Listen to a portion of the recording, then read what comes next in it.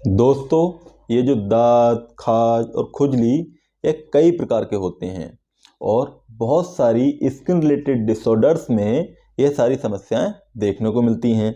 लेकिन मैं आपको बता दूं कि ज़्यादातर ये जो दाँत, खाज, खुजली की समस्या है ये फंगल इन्फेक्शन की वजह से हमें देखने को मिलती है। और ये जो फंगल इन्फेक्शन होता है यह भी कई प्रकार का होता है, कई टाइप्स का होता है। लेकिन आज के इस वीडियो में हम बात करने वाले हैं रिंग वर्म इन्फेक्शन, जो कि एक स्पेशल टाइप्स ऑफ फंगस की वजह से होता है।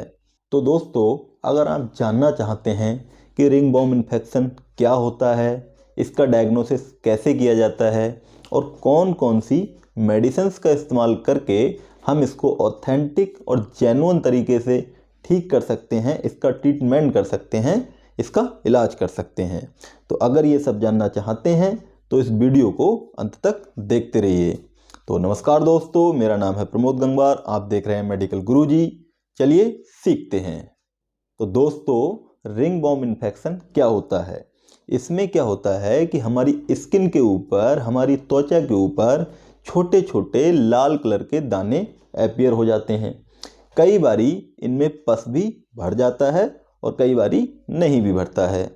लेकिन ये जो दाने हैं ये रिंग की शेप में अपीयर होते हैं, ये गोल घेरा बना लेते हैं, इसीलिए इसको रिंग वर्म इन्फेक्शन कहते हैं। और इस जगह पर बहुत ज़्यादा इचिंग होती है, बहुत ज़्यादा खुजली होती है, जहाँ पर रिंग वर्म इन्फेक्शन हो जाता है। तो इस तरीके की जो कंडीशंस होती हैं इसको मेडिकल टर्मिनोलॉजी में टीनिया डिसीज़ कहते हैं। अच्छा दोस्तों, ये जो रिंग वर्म इन्फेक्शन है ये हमको होता कैसे है? इसके पीछे बहुत सारे रीजन्स हैं, लेकिन मैं कुछ पॉइंट्स के बारे में आपको बताऊंगा जो मेन हैं। जैसे कि आप हाइजीन मेंटेन नहीं करते हैं, साफ सफाई पर ध्यान नहीं देते हैं, आपको पसीना आ गया है, आप वही कपड़े पहने हुए हैं, कपड़ों को साफ करके नहीं पहनते हैं, वॉश करके नहीं पहनते हैं, या फिर आपकी जो बालों वाली जगह होती हैं जहाँ पे हेयर ग्रोथ सबसे ज़्यादा होती है वहाँ पर आप बाल बना के नहीं रखते हैं, वहाँ पे गंदगी रहती है, स्वेट जमा होता है, उस वजह से भी आपको इन्फेक्शन देखने को मिलता है। साथ ही साथ आप नहाते नहीं हैं, आप 2-2 4-4 दिन लग जाते हैं किसी काम में फंसने की वजह से या किसी वजह से आप नहा नहीं पाते हैं, तो उस वजह से भी आपको फंगल इन्फेक्शन की समस्या या रिंग वर्म इन्फेक्शन की समस्या देखने को मिलती है। तो आपको हाइजीन मेंटेन करके रखना है, साफ़ सफाई पर बहुत ज़्यादा ध्यान देना है।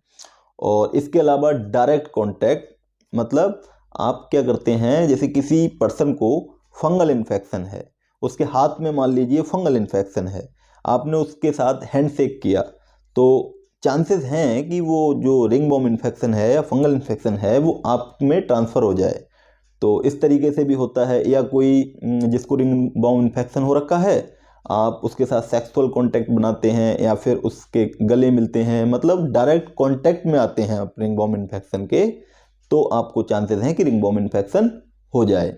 और इसके अलावा इनडायरेक्ट कांटेक्ट, जैसे कि किसी पर्सन को रिंग वर्म इन्फेक्शन है तो आप उसका टॉवल यूज़ कर लेते हैं, आप उसके कपड़े पहन लेते हैं, या आप उसको साबुन इस्तेमाल करते हैं, जिस साबुन से वो नहाता है उसी साबुन से आप भी नहा लेते हैं। तो इस तरीके की कंडीशन में भी रिंग वर्म इन्फेक्शन जो है वो ट्रांसफॉर्म होके आपकी बॉडी तक पहुंच जाता है, इसको बोलते हैं इनडायरेक्ट ट्रांसफॉर्मेशन। तो दोस्तों, ये जो रिंग वर्म इन्फेक्शन है इससे आपको बच के रहना चाहिए। और अगर आपको रिंग वर्म इन्फेक्शन ऑलरेडी है तो इसका एक अच्छे डॉक्टर के पास जा कर के, डर्मेटोलॉजिस्ट के पास जा कर के इसका ट्रीटमेंट लेना चाहिए, इसका इलाज कराना चाहिए, उसको ठीक करना चाहिए।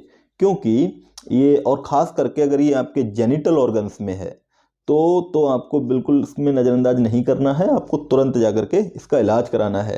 क्योंकि इसके बहुत सारे डिसएडवांटेज आपको देखने को मिलेंगे। जैसे मान लीजिए आप किसी पार्टी में जाते हैं और आपकी जो जेनिटल ऑर्गन्स हैं उनमें रिंग वर्म इन्फेक्शन हो रखा है, तो उसकी वजह से आपको बहुत ज़्यादा इचिंग होगी उस जगह पे। तो जब इचिंग होगी तो आपसे रहा नहीं जाएगा, आप नहीं देखेंगे कि हमारे आसपास कौन है कौन नहीं है, आप उसको इचिंग कर देंगे, स्क्रैबिंग कर देंगे। तो उससे होता क्या है कि सामने जो आपके लोग खड़े होते हैं या जो पर्सन्स होते हैं उनको देखने में बहुत ज़्यादा गंदा लगता है, भद्दा लगता है। तो ऐसी सिचुएशन में वो आपसे दूरी बनाना ज़्यादा अच्छा समझते हैं कि इस पर्सन से थोड़ा दूर ही रहें। क्योंकि ये साथ में खड़ा होगा तो कहीं ना कहीं ये जो इन्फेक्शन है कि हम पे भी हो सकता है, हमें भी हो सकता है। तो इसका इलाज करना बेहद ज़रूरी है रिंगवॉर्म इन्फेक्शन का। तो अब बात करते हैं कि आखिर इसका इलाज किया कैसे जाता है, कौन कौन सी मेडिसिन्स हैं जिसका इस्तेमाल करके आप इसको ठीक कर सकते हैं, बिल्कुल क्योर कर सकते हैं। तो इसमें जो सबसे पहली मेडिसिन है वो है सेफेक्जिम 200 mg। इसको आपको दिन में 2 बार लेना है, सुबह और शाम खाना खाने के बाद। ये क्या है, ये एक एंटीबैक्टीरियल ड्रग है, एंटीबायोटिक है। ये इसका यूज इसलिए किया जाता है क्योंकि जब आपको रिंगवॉर्म इन्फेक्शन होता है तो आप वहाँ पर स्क्रैबिंग करते हैं और स्क्रैबिंग के दौरान वहाँ पे ब्लीडिंग भी हो जाती है और बैक्टीरियल इन्फेक्शन होने के चांसेस होते हैं। तो उसको प्रिवेंट करने के लिए इसका यूज किया जाता है। तो सबसे पहले तो आपको सेफेक्जिम 200 mg लेनी है सुबह और शाम खाना खाने के बाद। उसके अलावा आपको हाइड्रोक्सीजीन एटारेक्स 25 mg के नाम से ये टेबलेट आती है, इसका यूज करना है। ये आपको इचिंग को प्रिवेंट करने के लिए यूज की जाती है, क्योंकि आपको रिंगवॉर्म इन्फेक्शन के दौरान बहुत ज़्यादा इचिंग होती है, बहुत ज़्यादा खुजली होती है। तो उसको प्रिवेंट करने के लिए आप हाइड्रोक्सीजीन 25 mg की टेबलेट सुबह और शाम खाना खाने के बाद ले सकते हैं। और इसके साथ ही साथ आपको फ्लूकोनाजोल 200 mg का जो टैबलेट आता है उसको इस्तेमाल करना है दिन में 1 बार। वैसे तो इसकी जो डोज होती है, स्टैंडर्ड डोज होती है, वो वीकली होती है, लेकिन उससे कुछ रिजल्ट देखने को नहीं मिलता है। तो आपको इसको पर डे यूज करना है, दिन में 1 बार, दोपहर में आप इसको ले सकते हैं। उसके साथ ही साथ आपको एक टॉपिकली क्रीम लेनी है या लोशन लेना है लुलिकोनाजोल का। लुलिकोनाजोल लोशन को आपको क्या करना है, जहाँ जहाँ पर भी रिंगवॉर्म इन्फेक्शन है उसके ऊपर डायरेक्टली अप्लाई करना है, उसको रबिंग करके डायरेक्टली अप्लाई कर देना है, ठीक है। और उसके अलावा आपको किसी भी साबुन से नहीं नहाना है, किसी अदर कैटेगरी जो जनरल साबुन आते हैं उनसे आपको नहीं नहाना है। आपको यूज करना है कीटोकोनाजोल साबुन का। और अगर आपके जो बाल हैं, सर है, हेड पे ये रिंगवॉर्म इन्फेक्शन है तो उसके लिए आपको कीटोकोनाजोल शैम्पू का भी इस्तेमाल करना है।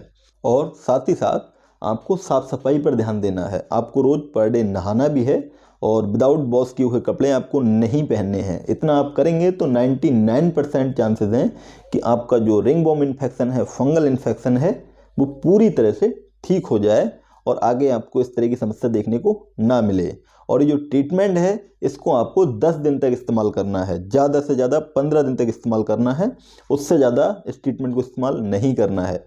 ये 10 से 15 दिन सफिशिएंट होते हैं रिंगवॉर्म इन्फेक्शन को कम्प्लीटली क्योर करने के लिए। दोस्तों आज के इस वीडियो में बस इतना ही। अगर आपको वीडियो पसंद आई है तो वीडियो को लाइक करें, शेयर करें और इस चैनल को सब्सक्राइब करें। इस चैनल को ज़रूर से ज़रूर सब्सक्राइब करें दोस्तों, क्योंकि ये नया चैनल है और मैं वैल्यूएबल कंटेंट बनाता हूँ, अपलोड करता हूँ। तो अगर आप चाहते हैं कि मैं आप वैल्यूएबल कंटेंट जो हैं रेगुलर आपको देता रहूँ तो इस चैनल को ज़रूर सब्सक्राइब करें।